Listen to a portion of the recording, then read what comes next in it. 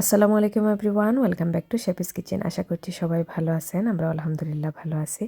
আজকে আমি নিহারি রান্না করে দেখাবো। তো এখানে দেখতে পাচ্ছেন আমি বেরি যে নিহারিগুলো পাওয়া যায় ওগুলো আমি পরিষ্কার করে রেখে নিয়েছি। ওইদিকে আমি চুলাটা জ্বালিয়ে দিলাম, রান্নাটা শুরু করে নিচ্ছি। হাঁড়িটা গরম হওয়ার পর আমি একটু তেল দিয়ে দিলাম। তেলটা একটু গরম হওয়ার পর আমি এখন গরম মশলা দিয়ে দিচ্ছি। এখানে আমি দারচিনি, এলাচ, তারপরে লং দিয়েছি, গোলমরিচ একটু করে দিয়ে দিব। আপনারা চাইলে প্রথমেই দিতে পারেন, আমি প্রথমে দিতে ভুলে গিয়েছিলাম, পরে আমি দিয়েছি। তো এখানে আদা রসুন দিয়ে দিয়েছি। আদা রসুন একটু গোল্ডেন ব্রাউন হওয়ার পর আমি নিহারিগুলো দিয়ে দিলাম। দিয়ে আমি পরিমাণ মতো লবণ দিয়ে দিলাম, তারপরে হলুদ দিয়ে দিচ্ছি। এখন দিয়ে দিলাম পেঁয়াজ কুচি, তারপরে দিয়ে দিলাম গোলমরিচ এখানে দিয়ে আমি একটু ভালোভাবে মিক্স করে নিব।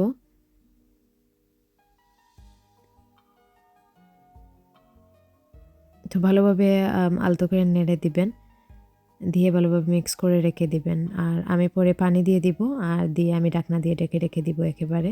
একটু আমি চিলি ফ্লেক্স দিয়েছি, আপনারা চাইলে এটা স্কিপ করতে পারেন। এখন আমি পানি দিয়ে দিলাম। তো পানি আপনারা আন্দাজ করে দিয়ে দিন, কারণ আমি এখন নেহাইটা সিদ্ধ করার জন্য পানি দিয়েছি। এখন আমি পাউডার মশলাগুলো ইউজ করতেছি না। ঢাকনা দিয়ে ঢেকে রেখে আমি একটু জাল করে নিব। যখন পানিটা একটু শুকিয়ে আসবে তখন আমি গুঁড়া মশলাগুলো ইউজ করে নিব। তো এখানে আমি চিলি পাউডার দিয়ে দিলাম ধনে পাউডার, জিরে পাউডার দিয়ে দিলাম, মিক্স কারি পাউডার দিয়ে দিব। তো সব গুঁড়ো মশলা দিয়ে ভালোভাবে আপনি মিক্স করে নেবেন। ভালোভাবে কষিয়ে নিলে মশলার স্মেলটা চলে যাবে। ঢাকনা দিয়ে আমি ঢেকে রেখে দিব আর একটু সময় কুক হওয়ার জন্য।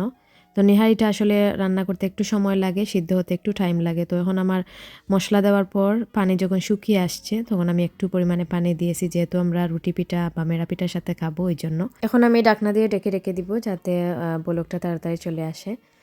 তারপরে আমি এখানে দেখতে পাচ্ছেন আমি বাগারের জন্য এখানে আস্ত জিরা নিয়েছি, লাল পেঁয়াজ নিয়েছি, আর এখানে রসুন কুচি।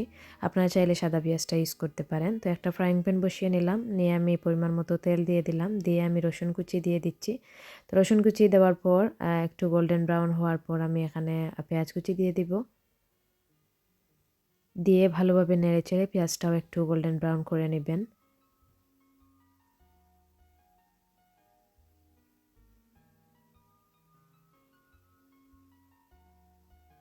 তারপরে আমি এখন আস্ত জিরা দিয়ে দিচ্ছি, দিয়ে আমি ভালোভাবে নেড়ে তারপরে আমি গোল্ডেন ব্রাউন হওয়ার পর নেহারিতে দিয়ে দিব। তো আমার রান্না একেবারে শেষ পর্যায়ে চলে আসছে। নেহারিটা একটু সফট হয়ে আসছে আর আমার ঝোল দেওয়ারও শেষ। আপনারা চাইলে ঝোল একটু কম বেশি করতে পারেন। তো আমি বাগারটা দিয়ে আমি ঢাকনা দিয়ে ঢেকে রেখে দিব। এখন আমি একটা বাটিতে আপনাদেরকে তুলে দেখাচ্ছি কেমন হলো। আলহামদুলিল্লাহ আমার রান্নাটা একেবারে শেষ।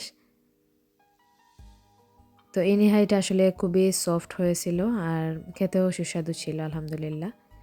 তো আপনারা রুটি, পরোটা, তারপরে চই পিঠা যেকোনো ইয়ের সাথে খেতে পারেন।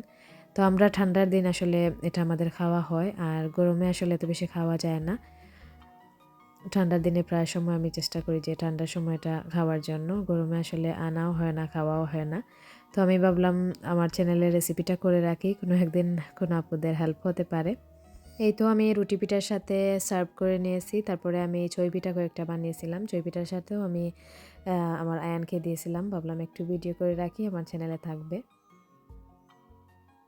এটা খুবই সফট হয়েছে আর ঝোলটাও খুবই সুস্বাদু ছিল। এক একজনের রান্নার ধরনটা এক এক রকম।